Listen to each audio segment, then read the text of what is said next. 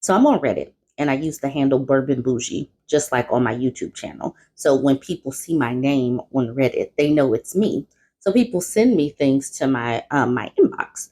This woman says, "Hello, I recently found your channel on YouTube. I love your videos and wanted to share a post I made a few days ago. This is a throwaway account, so I won't be keeping it for long. Can you please share with your community and you all tell me what you think? I have no support in real life.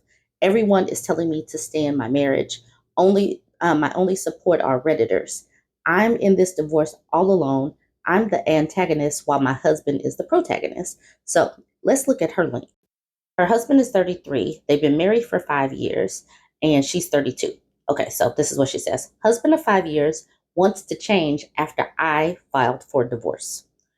I, a 32-year-old woman, filed for divorce, and my husband, a 33-year-old man, wants to reconcile the marriage. We never had a good marriage, and we've been married for 5 years. I say we started having major marital issues only 2 months after we got married. It's as if once we got married, I didn't matter anymore. I made the sound decision to file for divorce, but only after doing anything and everything I could to save our marriage. I gave myself 2 years to fight for us and hope that me taking lead would influence positive change in my husband. No, he never changed. His family hates me. He always gossiped about me. He made me out to be the bad person for years. He never took accountability for his action. He abandoned me after I gave birth to our kids. He didn't care I almost died when I attempted to unalive myself. Our money became his money. My therapist, who was also his therapist at one point, said I was being emotionally abused. Even so, I humbled myself and loved him. I took accountability for the damage I caused. I got counseling, mentors, took a How to Save Your Marriage Alone class, marriage retreats, marriage conference, speaking life into him, staying in shape, lifted him up with my words, unsolicited apologies, never denied him sex, and everything else you can think of. Now, after trying anything and everything under the sun to save our marriage, I made the sound decision to leave. At first, he said he wanted the divorce too because I'm unstable and unfit to be a mom. I didn't react. This is the whole gray Rocky thing. She says I didn't react. I let him vent and stood there silently. Then he apologized a few days later, said he didn't want the divorce. Then he said he did want the divorce and that he isn't my husband. Then he said he didn't want the divorce. Then he changed his mind and said he did want the divorce because he can't be the man I need him to be. Now he's saying he doesn't want the divorce and he can be the man I want him to be. Y'all is totally unstable. He told me today that he wants this family and wants to change. He realizes the grass isn't greener on the other side. My husband has a history of saying he'll change but never following through. And I do mean never. So, of course, I don't trust him. I'm afraid he'll go back to his old ways if I dismiss the case. Has anyone ever dealt with a spouse or boyfriend or girlfriend like this? I believe he will never change, but could I be wrong? Any suggestion to something that I may have not done to save our marriage? Girl, you did everything. You did everything that you could have. There's literally no classes that you can take that's going to make this person with a an unstable mind want to stay with you. But let's get into the comments because she illuminates a little bit more about her life and her living situation. So this woman is active in the comment section and she's actually talking to me back in my inbox. She says, "You've spent 5 years waiting for this marriage to improve. In your own words, you tried anything and everything to make it work before finally giving up. And how has he responded? With insults, neglect, and behavior so generally shitty that even a therapist apparently came right out and said he was the problem. Even after you filed the papers, he couldn't take responsibility for things having come to this without lashing out, which means this isn't actually him taking responsibility, much less sincerely offering to change. It's just his last ditch attempt to get you to abandon this silly little campaign and to stand up for yourself in a future that doesn't involve his nonsense. Don't fall for it." She says, "You're right. When he said he couldn't be the man I need him to be, he actually said it in front of the counselor. She asked him if he plans on dating or remarrying because his behavior will have repeated results in his future relationship. which will be failed relationships. He told her he wanted to be single. Doesn't help that my mom is super religious and keeps telling me I can't remarry if we divorce and God hates divorce.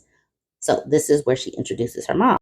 She said, which makes me feel like I'm wrong. So her super religious mom tells her divorce is wrong, and this is making her feel like she's wrong. Her mom is putting this in her head. So this next person says, I can't tell you how to manage your relationship with whatever higher power exists, but personally, I've never been terribly motivated by the idea of future admission to a heaven run by someone who thinks you should have to grit your teeth and suffer a lifetime of petty tyranny to earn it. Absolutely. You do not have to suffer here on earth for a supposed heaven later. We have got to axe that from our thinking. You do not have, if you do believe in a higher power, why do you think that your higher power wants you to suffer day to day simply so you can get into heaven?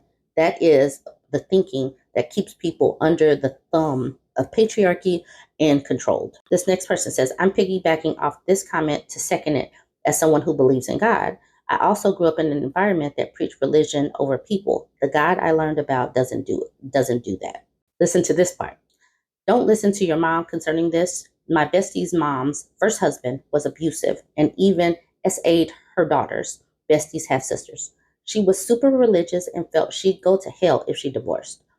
She finally had enough and looked at her mom, also super religious and didn't support divorce, and said, I'd rather go to hell than spend another day with this man. She married my bestie's dad. After that, she has no regrets. Okay, so some moms are literally telling them that you will go to hell and, yes, stay in this marriage. That's absolutely wild to me. So the OP, she says, yes, my mom is this religious. I asked her, even if my husband tried to unalive me and our kids, I still can't divorce? She replied with, that's correct. You cannot divorce him. My jaw dropped. Who would want to believe in a God that says you cannot leave under any circumstances? And then Samantha responds with, your mother does not have your best interest at heart. Absolutely. No mom that actually loves her child would say this to you. The next person says, yeah, she can F off. She really told you that she'd rather you were unalived than divorced. Please really think about that and then ask yourself if you need to give a ish about her opinion.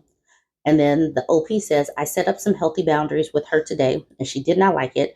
I'm happy though, because that's the first time I stood up to my mother. Okay, this bottom comment says, I'm extremely curious if your mother is married herself. To which the OP says, no, she divorced after 13 years of marriage with my dad. They had a horrible marriage, but she didn't want to leave because God hates divorce. So not only did she suffer, so did me and my siblings. Now none of my siblings are married, and I'm married to a man that was just like my emotionally abusive dad. So she's extra Christian-y and a hypocrite who wants her daughter to stay in a terrible marriage, but she didn't do that herself. So after I told her that I was going to make this video and I said, good luck on whatever you do, she reached back out to me this morning saying, thank you. I decided to leave him. It's scary because I'm a stay-at-home mom, so I'm essentially having to start my life over again. The good thing is I can get $1,800 a month in child support and I qualify for alimony. So I am very, very glad that people are starting to see my videos to the point where folks are reaching out to me in many different mediums. So that's cool.